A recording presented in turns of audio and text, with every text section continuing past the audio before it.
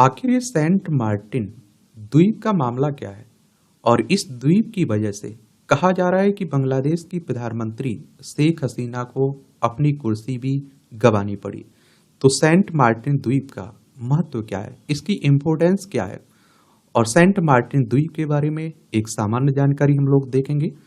और जो 1971 का बांग्लादेश मुक्ति युद्ध था उसके बारे में भी बात कर लेंगे, क्योंकि जो बांग्लादेश है ना, ये 1971 के पहले तक 1971 तक पाकिस्तान का हिस्सा हुआ करता था और पाकिस्तान 1947 तक भारत का हिस्सा हुआ करता था।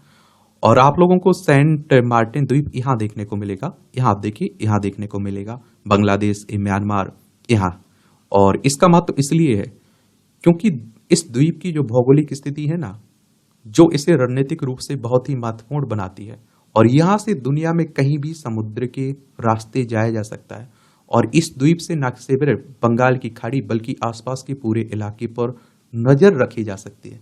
और इसीलिए देख रहे हैं आप लोग कि अमेरिका की, चाइना की नजरें इस द्वीप पर बनी रहती हैं।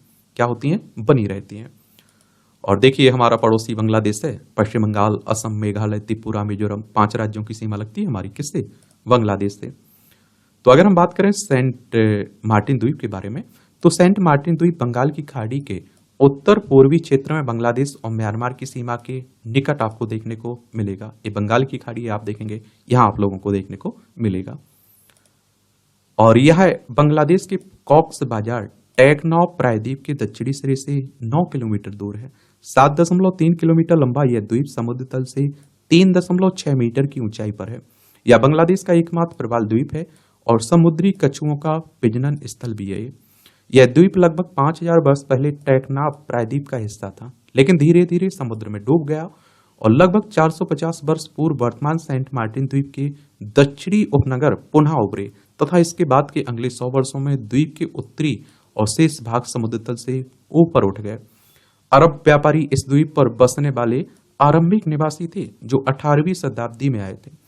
उन्होंने शुरुआत में इसका नाम जजीरा, जिसका अर्थ है द्वीप या फिर प्रायद्वीप, रखा। बाद में इसका नाम बदलकर नारिकेल जंजीरा या फिर कोकोनट आइलैंड रख दिया था। और सन 1900 में ब्रिटिश भारत ने भूमि सर्वेक्षण के दौरान इस द्वीप को अपने अधीन कर लिया।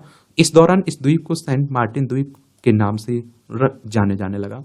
यह नाम चटगांव के तत्कालीन डिप्टी कमिश्नर मार्टिन के नाम पर रखा गया था। वर्ष 1947 में ब्रिटिश भारत के विभाजन के बाद यह पाकिस्तान का हिस्सा बन गया और तत्पश्चात 1971 के मुक्ति युद्ध के बाद स्वतंत्र बांग्लादेश का हिस्सा बन गया था। 1971 के बांग्लादेश के मुक्ति युद्ध में भारत का बड़ा योगदान था और कहते हैं उस समय हमारे देश की प्रधानमंत्री इंदिरा गांधी थी। अपनी स्वतंत्रता के बाद पाकिस्तान पूर्वी और पश्चिमी पाकिस्तान में विभाजित हो गया। दोनों क्षेत्रों के बीच भौगोलिक दूरी, पश्चिमी पाकिस्तान द्वारा पूर्वी क्षेत्र का आर्थिक शोषण, सांस्कृतिक संघर्ष और पूर्वी पाकिस्तान के प्रशासन की उपेक्षा प्रमुख चुनौतियां थीं।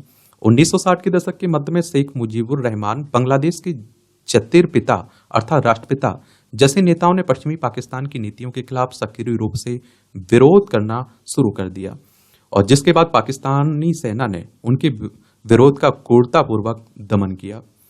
और आप देखते हैं कि भारत की इसकी भूमिका, भारत की इसमें, तो आप देखिए 15 मई 1971 को भारत ने पाकिस्तानी सेना के खिलाफ गुरिल्ला युद्ध में लगे मुक्ति वाहिनी लड़ाकों की भर्ती, प्रशिक्षण, हथियार, उपकरण, आपूर्ति और सलाह देने के लिए ऑपरेशन जैकपॉट शुरू किया था।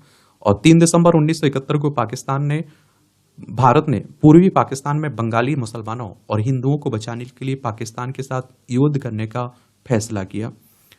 और आप देखिए युद्ध आपका 13 दिनों तक चला। इसके बाद भारत, पाकिस्तान, बांग्लादेश की अंतरिम सरकार के बीच एक लिखित समझौता हुआ और जिससे बांग्लादेश मुक्ति युद्ध समाप्त होता है और एक नया देश बनता है बांग्लादेश। ये आप लोगों को दिखाई दे रहा है।